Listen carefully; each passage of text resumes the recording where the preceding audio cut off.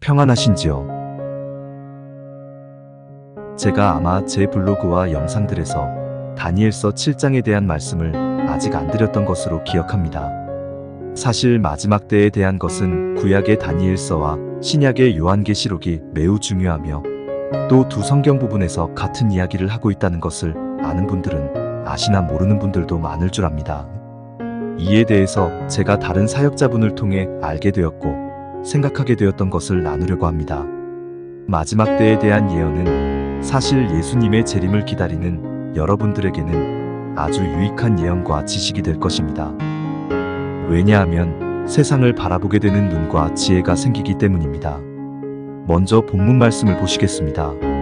개역 한글 다니엘서 7장 3절에서 8절. 큰 짐승 넷이 바다에서 나왔는데 그 모양이 각각 다르니 첫째는 사자와 같은데 독수리에 날개가 있더니 내가 볼 사이에 그 날개가 뽑혔고 또 땅에서 들려서 사람처럼 두 발로 서게 함을 입었으며 또 사람의 마음을 받았으며 다른 짐승 곧 둘째는 곰과 같은데 그것이 몸 한편을 들었고 그 입의 이사이에는 새갈빗대가 물렸는데 그에게 말하는 자가 있어 이르기를 일어나서 많은 고기를 먹으라 하였으며 그 후에 내가 또 본즉 다른 짐승 곧 표범과 같은 것이 있는데 그 등에는 새의 날개 넷이 있고 그 짐승에게 또 머리 넷이 있으며 또 권세를 받았으며 내가 밤이상 가운데 그 다음에 본 넷째 짐승은 무섭고 놀라우며 또 극히 강하며 또 큰 천리가 있어서 먹고 부서뜨리고 그 나머지를 발로 밟았으며 이 짐승은 전에 모든 짐승과 다르고 또 10뿔이 있으므로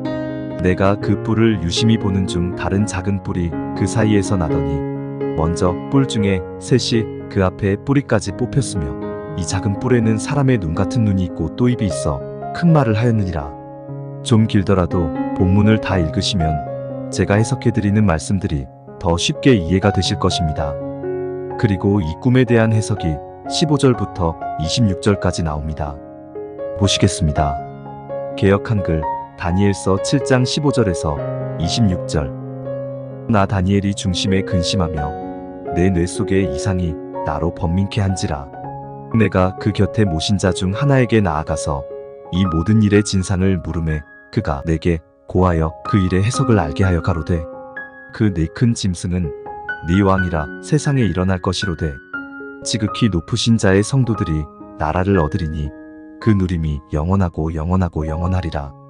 이에 내가 넷째 짐승의 진상을 알고자 하였으니 곧 그것은 모든 짐승과 달라서 심히 무섭고 그 이는 철이요 그 발톱은 노시며 먹고 부서뜨리고 나머지는 발로 밟았으며 또 그것의 머리에는 10뿔이 있고 그 외에 또 다른 뿔이 나오매 새 뿔이 그 앞에 빠졌으며 그 뿔에는 눈도 있고 큰 말하는 입도 있고 그 모양이 동류보다 강하여 보인 것이라.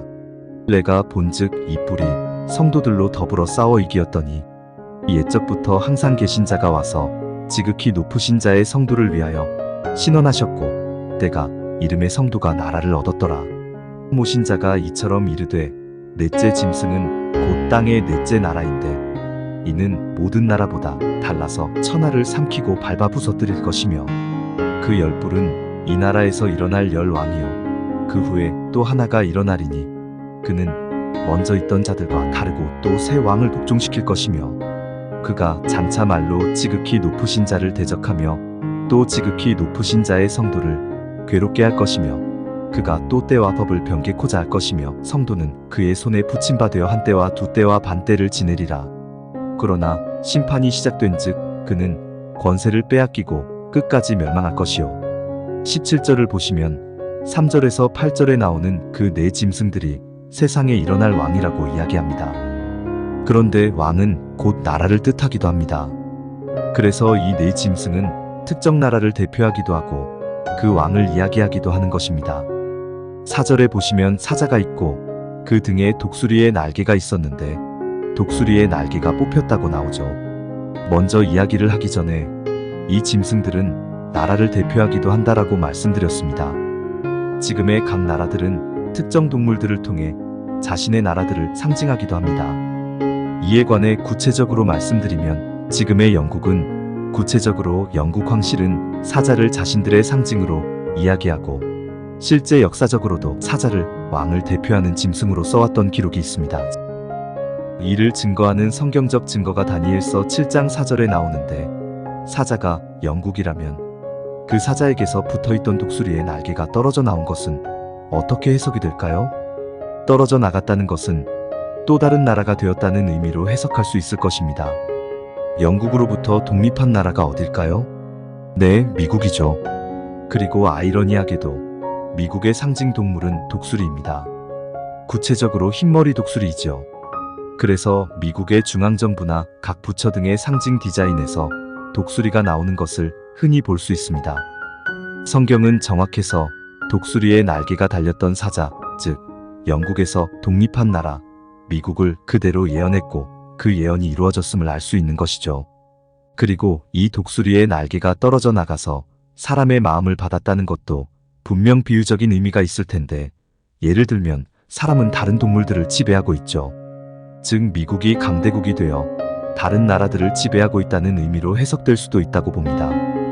물론 이것은 제 예측이지만 일단 이 부분에 대해서는 영국에서 떨어져 나와 독립한 미국을 의미한다라고 다시 말씀드립니다.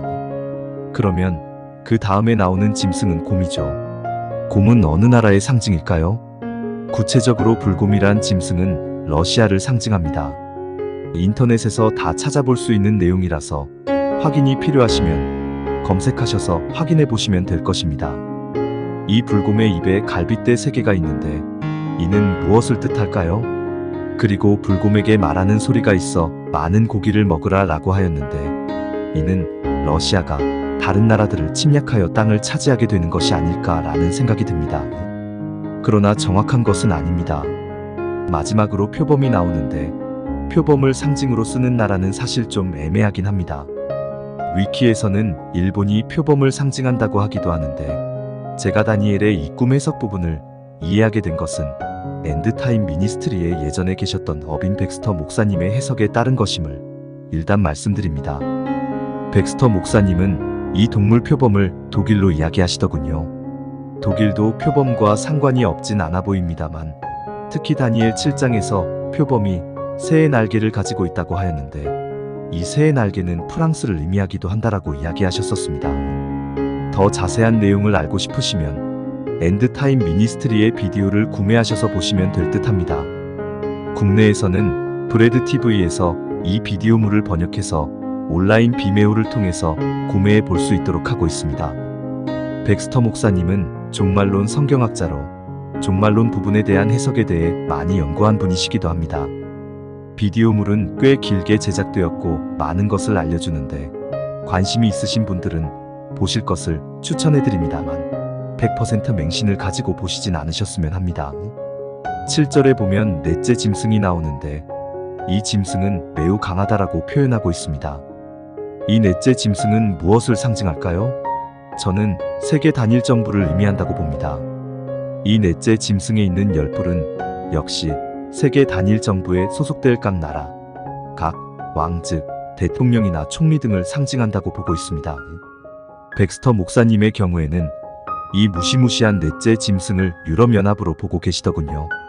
그리고 백스터 목사님은 마지막 때에 미국이 유일하게 이스라엘을 돕는 나라가 될 것이라 이야기하십니다.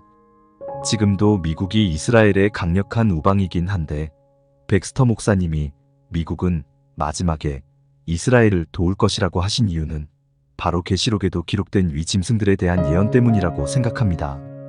그 구절을 한번 찾아서 보겠습니다.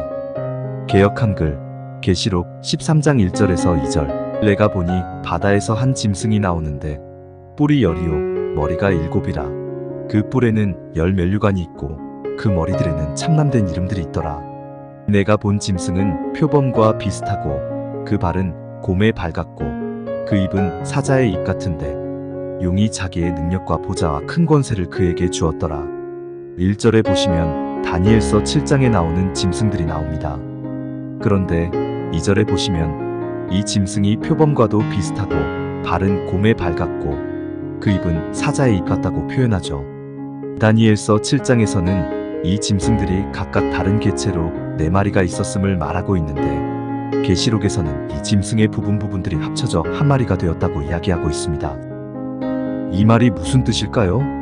네, 이것은 다니엘서에 나온 세 짐승들이 한 짐승에게 통합된 것을 의미한다고 볼 수 있습니다.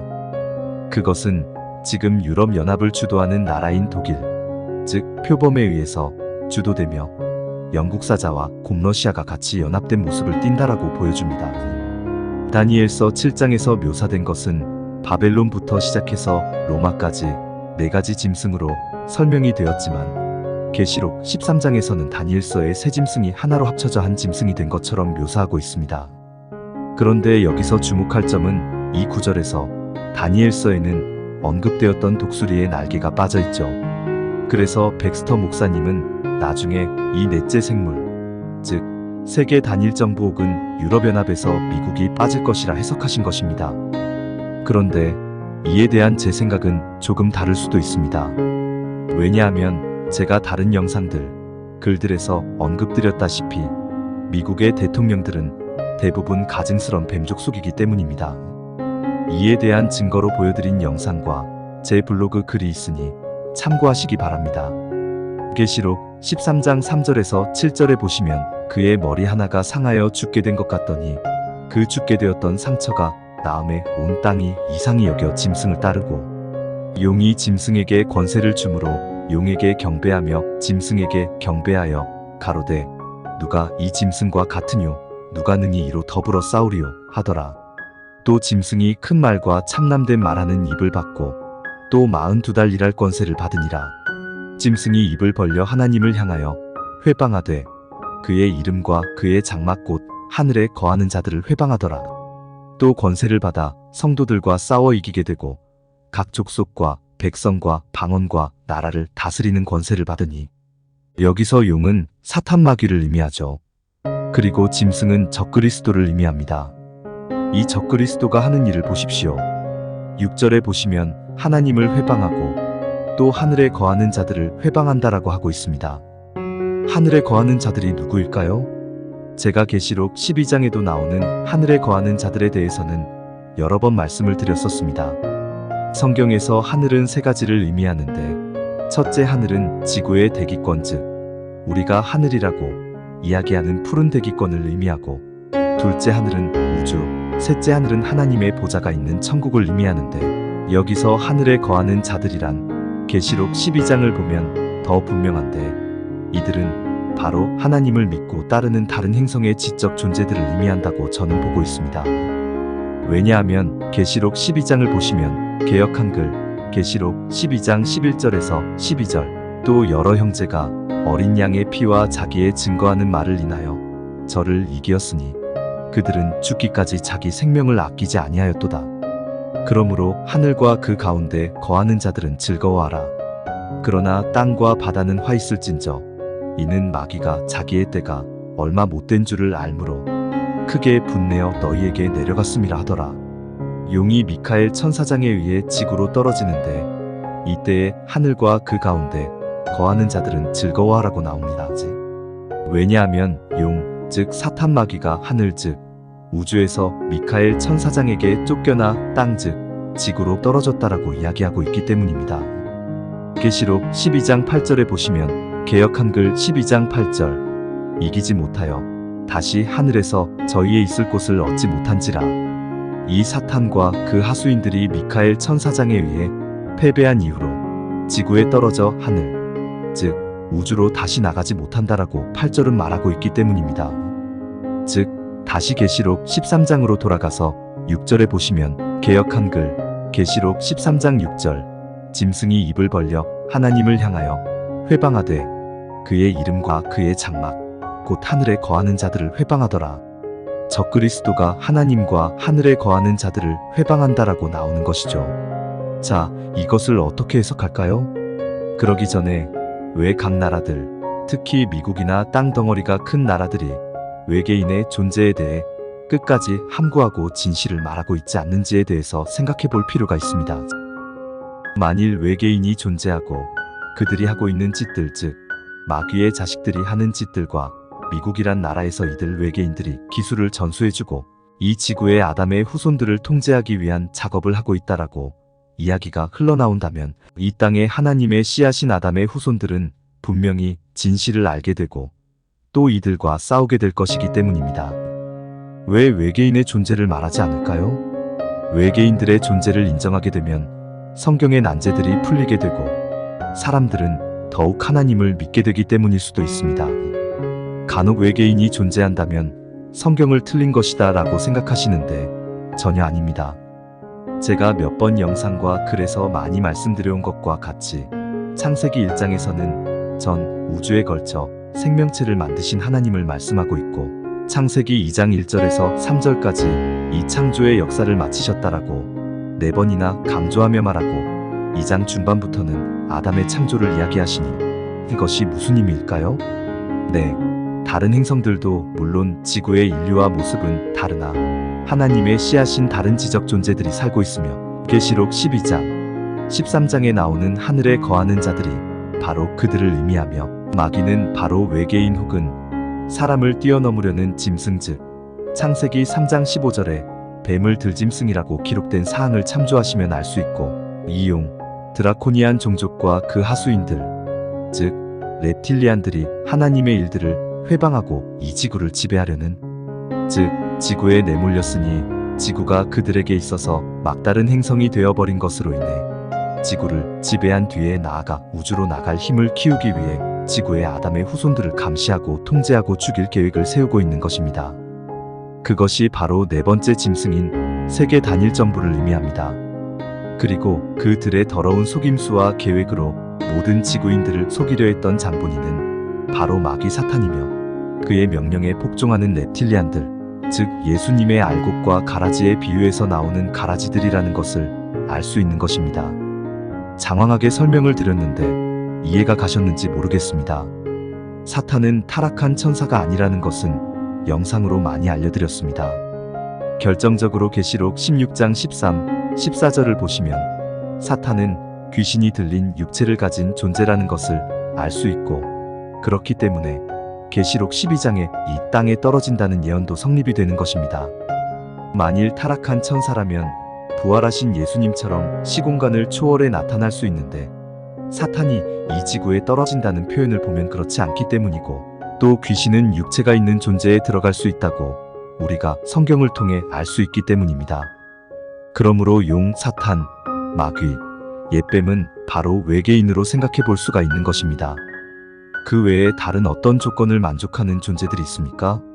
뱀이며 사람의 말을 하며 또 2발로 걸어다녔던 하와를 꾀인 뱀, 계시록 12장에 나오는 하늘에 거하는 자들 역시 12장에 천사장 미카엘과 싸우다가 지고 즉 성경에서 말하는 땅에 떨어진 사탄과 그 하수인들 등 실상은 우리가 어렴풋이 듣고 알고 있던 외계인이 바로 우리 인류를 죽이고 땅 지구를 차지하려는 마귀와 그의 자식들임을 알 수 있는 것입니다.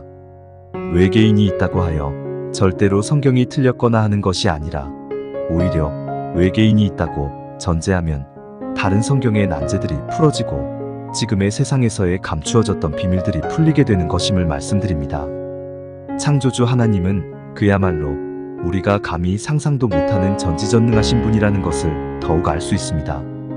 지구에만 지적 생명체인 인류를 만드신 것이 아니라 전 우주에 걸쳐서 서로 모양과 습성이 다른 지적 생명체들을 창조하셨음을 우리가 알 수 있는 것입니다. 진실은 바로 성경에 있었다라고 저는 말씀드리고 싶습니다. 성경은 그야말로 진리의 말씀입니다. 지금은 이 우주의 끝으로 향하는 마지막 선상에 있습니다.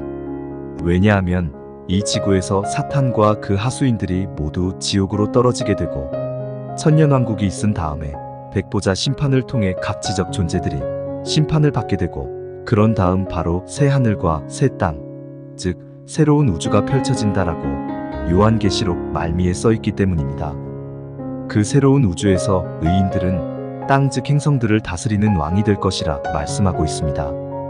그래서 창조주 예수님께서 나는 처음과 끝, 곧 알파와 오메가라고 말씀하신 것입니다. 제 이 글에 믿음이 가신다면 여러분들도 성경을 읽으십시오. 제 다른 글이나 영상들도 보시고 이 감추어졌던 비밀들이 풀리는 것을 경험하시고 이해하셨으면 합니다. 개역 한글 계시록 22장 5절 다시 밤이 없겠고 등불과 햇빛이 쓸데없으니 이는 주 하나님이 저희에게 비추심이라. 저희가 세세토록 왕노릇하리로다. 이 마지막 때에 우리가 주목해야 할 것은 바로 이것입니다. 마귀와 그 자식들이 조장해 놓은 이 세상 것들, 음란과 악함과 더러움과 유치한 이 세상 정욕에 빠지지 마시고 우리가 바랄 것은 더 높고 더 경건하고 더 의롭고 거룩한 주님이 우리에게 주실 상급과 주님의 신실하심과 선하심을 믿고 그분이 원하시는 뜻을 지혜로 깨달아 얼마 남지 않은 이 시간 동안 인내와 믿음으로 사탄 마귀를 이기는 것이 주님의 뜻임을 다시 한번 말씀드리고 맺습니다. 마음이 가시는 분들은 구독과 좋아요, 알림 설정 부탁드립니다.